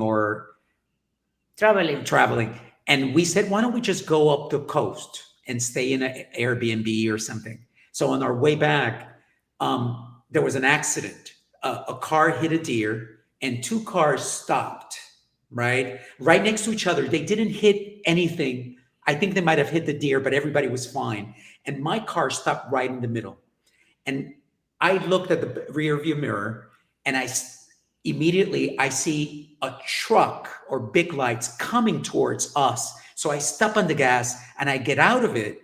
The truck hits the other two cars, and one passed in front of us. Oh, the other car and passed the in other front of one us. in the back. and it's like an accident that we didn't have any scratch. Right? Nothing. So eventually, by the way, Glenn, I mean, you'll find this interesting. An ambulance was what hit the car that was next to us. They Wow. couldn't stop on time, whatever. And when I get off, one of the paramedics tells me, just go. There's nothing you can do. We got it all under control. Just leave. We're okay. But the other people were hurt. So fast forward a few weeks, and we have a friend who communicates with people who have transcended to other lives, right? Who have passed away. And we know her So I go to a session with her. myself. So I'm there, and she says, "Who is Tomas?" And it's like, I don't have idea who's Tomas. Tomas is the grandfather of Angel. Yeah. And he's saying that he protects you for the accident. And for me was, what? So this is another example. Oh, I went to see another person who helps you with angels and things like that. Mhm. So I'm there, and she say, okay, I'm gonna work with you and the angels and everything. And I was, okay, perfect. And she said, by the way, your mom is here. And it's like, really? Yes. And she's saying that your new car is fantastic. And I was, what? Yes, my new car is fantastic. So all these things has been happening, With your mom, you've had a lot of contacts with your mom Yes. throughout your life after she Yes. passed. Yes, a lot. Like she was an energy who was protecting me for a long time until I found myself until the 50s, and then I think she Okay, moves. so now let's Move. fast forward. We have a lot, right? So Oh. one day, Rocio and I are having a meeting like this because we were starting to work on the book, Mhm. and she's sitting in front of me. I'm at this desk, and all of a sudden she goes "Ugh," on her stomach, like a deep pain that she felt in her stomach. Literally 30 seconds later, the phone rings, and she answers the phone and says, Where are you? And it's, mommy, I just crashed the car. And it's like, I know, where are you? So it was this deep connection with our daughter, and she was fine, but the way it happened, and what we were discussing this because we were saying, okay, he's going to ask us, so which ones are we going to talk about? What was interesting is that we've been at each other's, like almost each other's witness when it happened. So I was there and I was able to see her, and then she was at another one with me. This one now gets to the point of wow. Okay, I'm not going to go into details just in case he's listening. I love him, he loves me, but it's fine, but no details.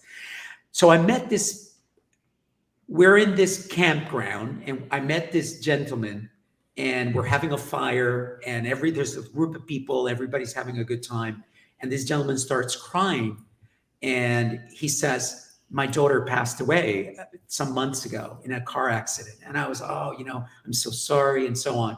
And it was just a beautiful encounter in which one man opened up to another man. And that was just beautiful. Fast forward maybe a year, and I went on a 4x4 event. I live in Los Angeles, and I went to Arizona. I went to Arizona, and I go to an event. And the event takes place 3 days there. I'm driving back my Jeep, and all of a sudden I see two groups of people kneeling down, or two men kneeling down with a Jeep, and they're doing something. And I thought, well, maybe something is wrong. Maybe I need to stop and help. We were on unpaved roads, and it ends up being this man. Oh, And I'm like, oh, and the moment, again, talk about awareness, the moment that you become aware, you stop saying, oh, look, what a coincidence. And you start saying, why is this happening?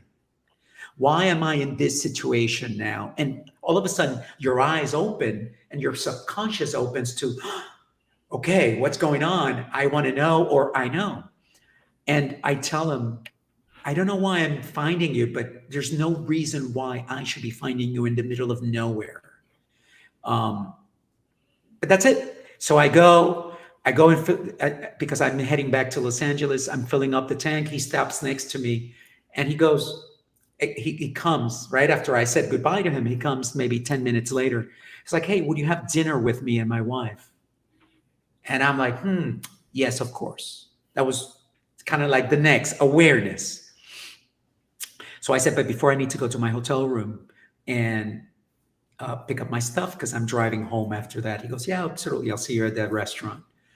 And I go to my hotel room and I'm packing stuff and I'm saying, why am I meeting this man here? This is unusual. These circumstances, it could have fractions of a second in which, I could have driven faster, slower, left later, whatever, right? And something tells me, this is where it starts to get like really profound and deep and even magical. Something tells me, tell them I'm okay. And I'm like, what? And my hair stand up still. And I don't know whether I'm having a conversation with myself or if all this is happening in my head. I don't know. I don't remember. And I said, oh no, I'm not going to tell two parents who experienced the death of their child that their child is okay. I need more proof than that. And what comes to my head is a doll, a Barbie, in fact. Again, at that moment, you dismiss it, you don't think about it, You doubt. you doubt, Yes. and then you move on, right? Fast forward, pack up, go. I'm at the restaurant now. I have no idea how to start that conversation. There is no way you're prepared to start, right? And all of a sudden, I give my birth date, and they go, oh, the next date, the following day of your birthday was our daughter's birthday. And I saw that as the door to say, now that you mention it, I kept asking myself, I looked at them both, and to him especially, I said, remember I told you, there's some reason for me to be here. And so I asked, and the only thought that came was to tell you the following. But then before that, and by now we were already deep into the writing of the book, I remember me justifying the messenger, if you will, the reason why I would be worthy of such a message. And I said, I want you to know that I take this so absolutely serious and I don't take it lightly. I've been doing so much work on myself over the past few years. I can't think of another reason why I am bringing this, but I kid you not, I've been trying to be like a good human being and cleansing and blah, blah, blah. And I said, I feel like the message I need to tell you is from your daughter. And the message is, I'm okay. Tell my parents that I'm okay. And of course, I'm by now tearing. And I see these people in front of me with their eyes open and looking at each other. And I said, and then go on and said, but I felt like I needed to ask for proof. Validation, yeah. For validation. And so I asked, but the only thing that came back was a doll. And then they start bawling. And they say, doll was her nickname. Wow. And then we all start crying deeply and profoundly at the table. And then there were hugs. And so, do I believe? Oh my gosh, I believe. I know it to be true just because we can't see it. I see energy now when I go into a room, and I know when I need to leave that room, and I know when it's okay to stay. I mean, there's so much more. And even Tesla, the Nikola Tesla said, if you want to know the secrets of the universe, think in terms of energy, frequency, and vibration. And when Wow. you do, right, this is like a scientist. It's quantum. Yeah. Yeah. And when you do, you start to see so much more than we have been allowed to see or we have allowed ourselves to see. So, yes, we believe deeply, profoundly. That's great. I had an interview I recorded before you all tonight. Dr. Yafi, and she's an energy healer, a psychiatrist. She's just got a biography this long. And we were actually talking about that. Everything is energy, frequency, and vibration. And I told her, one of the guys, I'm into Bigfoot. You might have seen one of the 50 around here on the walls. And we go out, we go looking for him. And you're not going to find him. He's going to find you. But one of the guys that I really believe has gotten the it factor on him wrote a book talking about quantum Bigfoot and how Bigfoot's around us. We don't know it because we're not at that vibrational level. And when he wants to, whatever it is, come down or bring it up to whatever he is or she is, then only then are we allowed to have that interaction. Encounter. And, it's people on the show listen to the show and they're like rolling their eyes going, yeah, whatever. But it is science. It is science. It's quantum mechanics. Yes. You can't dispute it. And if once you start believing that, yes, absolutely. And it's not just a ghost. It's not just Bigfoot. There's stuff around us. We don't even know what it is. Yes. We know, we only know what we don't know, if that makes sense. We're, like the comet coming at us. They're like, oh, it's doing all these weird things and da-da-da. It's because we didn't know what an interstellar comet was going to do. Why are we putting it in a box, I 100%. okay. Yeah. What I discovered, and now I love me understanding that I grew up in my country and my culture, and what they teach me was tiny compared to after traveling 65 countries, going all over the place, knowing more. Now I know that I'm not only that grain. It's like I understand the universe, but I know more, and I understand that I know less. So another thing that is important to understand there is, at one point I understand that sadness and heaviness looks like more an entity that is sucking your energy. And in the moment that you understand and you begin to see them, they leave you.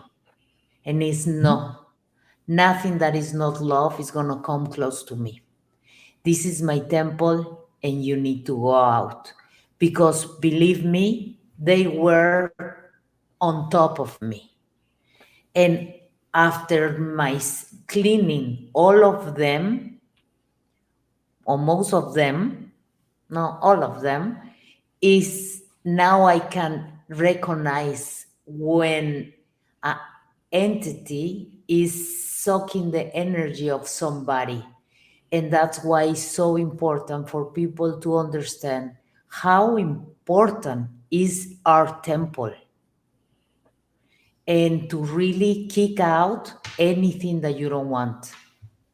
Absolutely.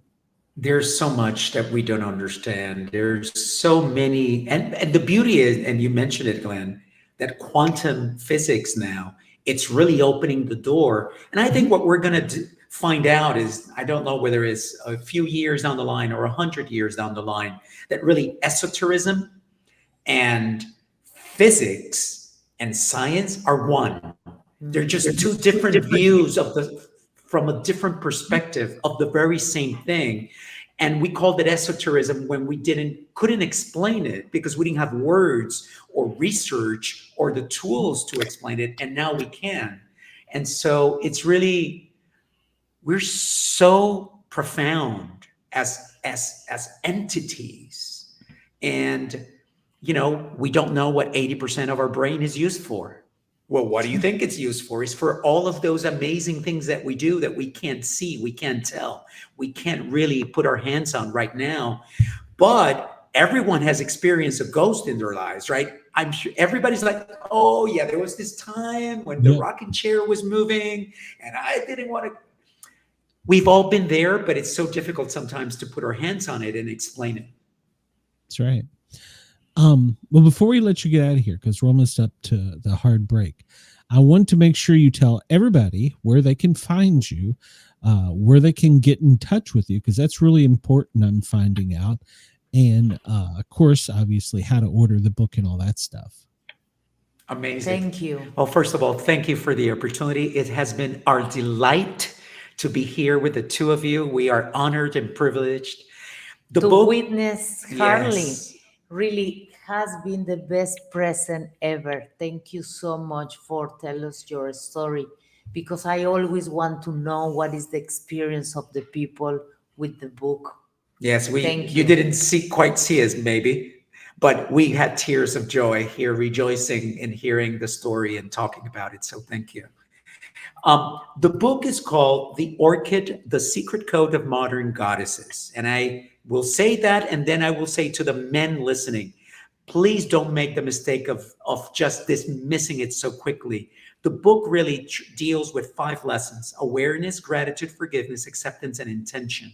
And as you've heard for the last 2 hours, it's for everybody to experience. You can find us at theorchidbook.com, our website, and from there you can go to all sorts of different areas to purchase the book, our podcast, and so on. But really, just by going through the title, The Orchid, The Secret Code of Modern Goddesses, on all major platforms, where there is Amazon, Audible, the book is an audiobook as well, and it is fantastic audiobook. It just won an award. Yes, that's how I listened to it, was through the audiobook. Oh, and she is so wonderful, Robin. Oh my goodness. Yes. So again, The Orchid, The Secret Code of Modern Goddesses, on Amazon or any other major platform. It's in English and Spanish, on ebook, print, and audio. All right. I got to get you all in touch with Harley so you can get her a hard copy. So Yes, please. Please. Please, because she needs to see something super important, and is in the page 132, and is the spectrum of inner growth. So when you begin to see it, you begin to understand where are you and how you can move from different channels and frequencies. So that's when you begin to understand that,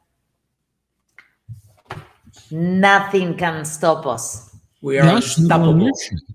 Y'all should have her on your show. So since Oh, we Yes. would love that. since We you've would love really that. In fact, really have made a big difference in her. And I'm not just saying that. She's a different person. So but yes, Wow. I'll get you Let guys me do and gals this. in touch. So thank you for coming on. Oh, by the Thank way, are you you. planning on doing a second book by any chance? we have a title. We know what it's about. It came through dreams.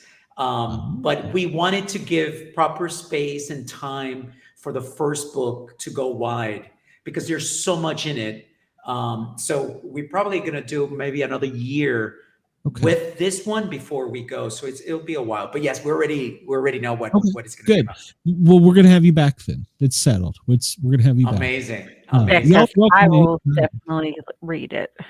Yeah, and I'll put you all in touch so that maybe she can come over in your show and tell some more people how great Thank you you. are. So That'll I be appreciate amazing. your Thank all's time, especially giving us 2 hours. Thank you. It's a lot of love and energy. We really do appreciate it. So Can you believe it People went are so brought into quickly? your life for a reason, Didn't and it? I'm glad Yeah. you guys were. Yeah. I told Thank her you, it was Harley. gonna be a good time. All right. You all have a great evening. And we will talk to you soon. And Chris says, I insist they come back, or I will be angry. We don't We want to love you, lose one of our Chris. loyal followers. So we love Chris. But Yes, yeah, thank you. thank you so much for coming on. And hopefully Chris will get the book too. So everybody have a Yes, great check night. it out, Chris. It is a really good book. I'm Thank gonna you. let them go real quick, and then we're gonna wrap up with the radio station. Good night. I appreciate it. I told you it was gonna be a great show. Just didn't listen to me. So, and I, yes, you have made. I can tell a huge difference in you. So you are beaming. So don't let anybody steal your energy.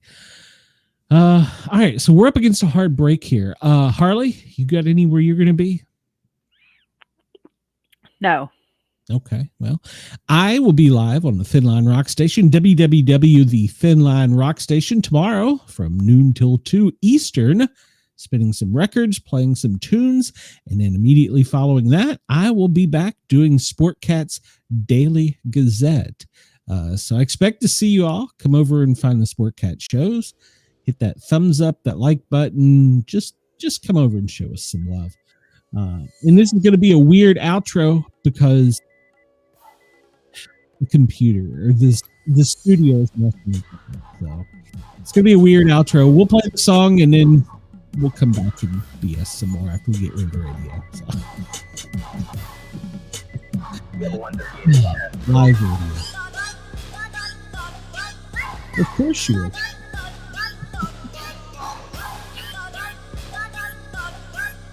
Oh, I do have a show this weekend.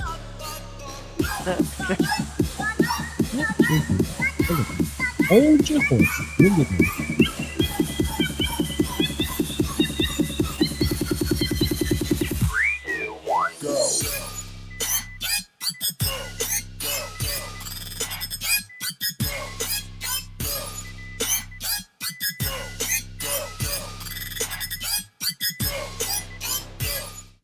Right, we are clear, the radio audience, but we're still live on YouTube.